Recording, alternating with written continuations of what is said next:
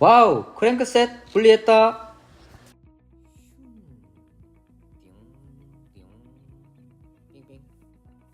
안녕하세요. 덕스바이크의 덕스비입니다. 오늘은 크랭크를 점검해 보겠습니다. 보통 크랭크라고 부르는 부위는 크랭크셋을 말합니다. 크랭크셋은 체인링과 크랭크암을 통칭해서 부르는 이름입니다. 우선 체인링에 대해 먼저 이야기해 보겠습니다. 체인링은 보통 한 장에서 3장으로 구성되어 있습니다. 톱니 수는 20T에서 57T까지 크기가 다양합니다. 숫자가 클수록 체인링도 커집니다. 보통 어필이 힘들 때 많이들 고려하시는 부분이 스프라켓 교체와 체인링 교체입니다. 같은 스프라켓의 체인링이 작아지면 어필을 조금 더 쉽게 하실 수 있습니다. 반대로 체인링이 커지면 가속이 유리하게 되고 주행 시 속도를 증가시킬 수 있습니다. 체인링이 한 개인 싱글 체인링 모델이 요즘 대세로 많이 사용되고 있습니다. 체인링이 한 개라서 가볍고 앞 드레일러가 없어 변속 트러블에서 벗어날 수 있습니다. 요즘 스프라켓이 잘 나와 기업이고 확보되면서 인기가 높아지고 있습니다. 그리고 로드에 많이 쓰이는 체인링 2개인 형태와 MTB와 생활자전거에 많이 세팅되어 있는 체인링 3개 형태로 구성되어 있습니다. 저희 알파바 모델도 체인링이 3장인 모델입니다. 체인링의 크기는 각각 22T, 30T, 40T입니다. 체인링은 제일 작은 것이 1단, 중간이 2단, 3단, 3단이 가장 큰 체인링입니다. 크랭크셋의 종류별로 개별 체인링을 교체할 수 있는 모델과 교체할 수 없는 모델이 있으니 참고하여 주십시오. 체인링은 자전거 종류별로 모양이 다르고 사용 목적에 따라 다른 체인링을 사용합니다.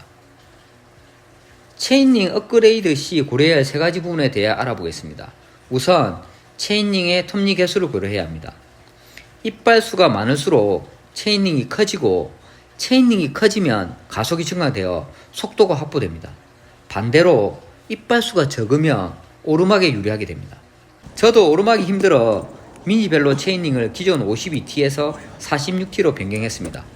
그리고 스프라켓도 8단에서 10단으로 변경했습니다. 지금은 그나마 작은 오르막 정도는 잘 오르고 있습니다. 아직도 힘들어하고 있지만요.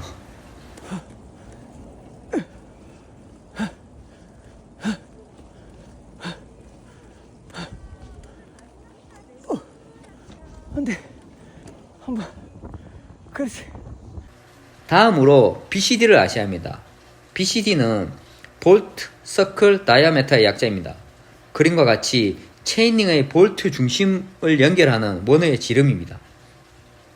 저의 미니벨로는 BCD가 130입니다. 따라서 체인링을 구매하실 때 130 BCD를 확인하고 구매하셔야 합니다.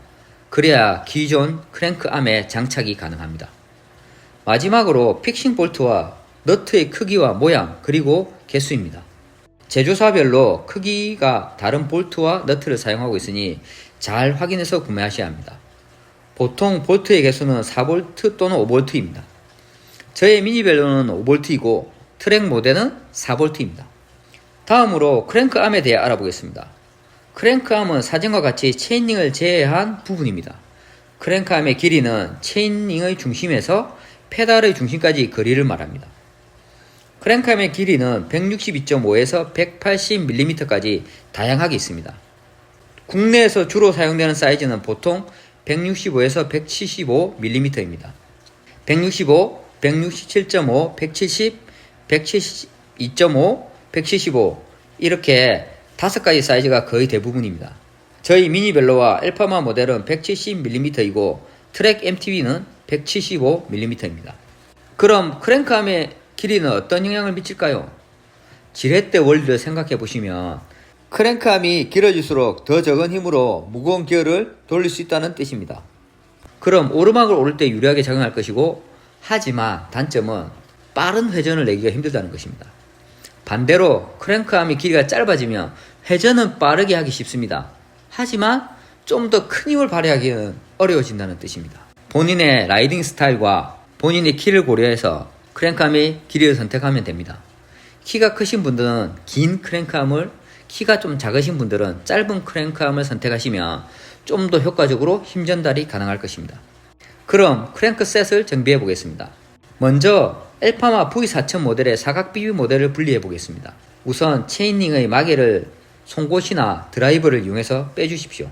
그럼 이렇게 육각 픽싱 볼트가 나옵니다. 14mm 픽싱 볼트입니다. 크랭크 분해 공구인 크랭크 풀러에 이렇게 넣으면 맞습니다. 시계 반대 방향으로 돌려주시면 픽싱 볼트가 분리가 됩니다. 여기서 크랭크 셋 분리를 해보겠습니다. 여기서 중요한 부분이 크랭크 풀러의 안쪽에 이렇게 돌출된 부분을 끝까지 안으로 밀어 넣어 주셔야 합니다. 이 부분이 돌출된 상태로 체결해 주시면 나사산을 손상시킬 수 있습니다. 반드시 끝까지 돌린 후 체결해 주십시오. 손으로 이렇게 자연스럽게 돌려주고 나머지 부분은 렌치로 체결을 해줍니다. 최대한 나사산에 자연스럽게 체결될 수 있도록 해주십시오. 크랭크 풀러를 오른쪽으로 돌려 안으로 밀어 넣어 주시면 X를 밀면서 자연스럽게 크랭크가 바깥쪽으로 빠져 크랭크가 분리가 됩니다. 크랭크를 당기면 빠지게 됩니다. 크랭크를 처음 분리하신 경우는 고착이 되어 생각보다 잘 안 빠질 수 있습니다. 그때 고무망치로 반대편을 탕탕 쳐주시면 손상 없이 다치지 않고 빼실 수 있습니다. 이렇게 분리가 되었습니다. 보시는 것처럼 크랭크가 사각 형태의 축에 고정되어 있어서 사각 비비 형태라고 부르고 있습니다. 사각 테이프 형태로 이렇게 끼워져 있어서 크랭크 풀러를 이용해서 빼내 주셔야 하는 구조라고 이해해 주시면 좋겠습니다. 반대편도 분리를 해보겠습니다. 같은 방식으로 픽싱 볼트를 제거해 주십시오. 좀 전에 말씀드린 것 같이 이 부분을 끝까지 밀어 넣어 주시고 체결해 주셔야 합니다. 크랭크 풀러를 돌려서 크랭크 암을 분리해 주시면 됩니다. 이렇게 맞닿은 부분에 오염과 먼지 그리고 모래 같은 것이 많이 끼어 있습니다. 마개 그리고 픽싱 볼트, 크랭크 셋으로 분리가 되었습니다. 체인링 안쪽은 평소에 잘 청소하기가 까다로웠는데 이렇게 분리해서 안쪽까지 깨끗하게 청소해 보겠습니다. 청소는 물을 뿌리고 오렌지 세정제를 뿌려 깨끗하게 닦아주겠습니다. 물로 헹궈주시고 마른 수건으로 닦아주고 잘 말려줍니다. A few moments later. 이제 다시 체결을 해주겠습니다. 사각 테이프 부분에 그리스를 발라주시고 크랭크를 체결해 주겠습니다. 픽싱 볼트에도 그리스를 바르고 체결해주시면 됩니다. 최대한 들어가지 않을 때까지 저어주시면 됩니다. 반대편도 그리스를 바르고 픽싱 볼트도 체결해 주겠습니다. 여기서 좌우 크랭크암이 일직선이 되도록 체결을 해주시면 됩니다. 그럼 이번에는 트랙 모델의 외장형 시마노 크랭크 셋을 분리해 보겠습니다. 크랭크 픽싱 볼트 툴을 이용해 픽싱 볼트를 풀어줍니다. 6mm 육각 렌치로 크랭크 암 볼트를 풀어줍니다. 육각 볼트를 한 번씩 번갈아 가며 풀어줍니다. 스토퍼 플레이트 후크를 위로 젖혀줍니다. 크랭크암을 잡아당겨 제거를 합니다. 반대편은 고무망치로 살살 쳐주시면 쉽게 제거가 됩니다. 이렇게 양쪽 모두가 분리가 되었습니다. 깨끗하게 청소를 해주고 다시 조립을 해보겠습니다. 스핀들 부분에 그리스를 발라주시고 분해 역순으로 조립을 해줍니다. 다음 분리를 위해 나사산 부분에도 그리스를 발라줍니다. 이렇게 크랭크 세트 정비를 마무리하였습니다. 오늘은 크랭크 셋을 정비해 보았습니다. 크랭크 셋 정비는 3개월에 한 번 정도 해주시면 좋겠습니다. 시청해 주셔서 감사합니다. 영상이 도움이 되었다면 구독과 좋아요 부탁드립니다.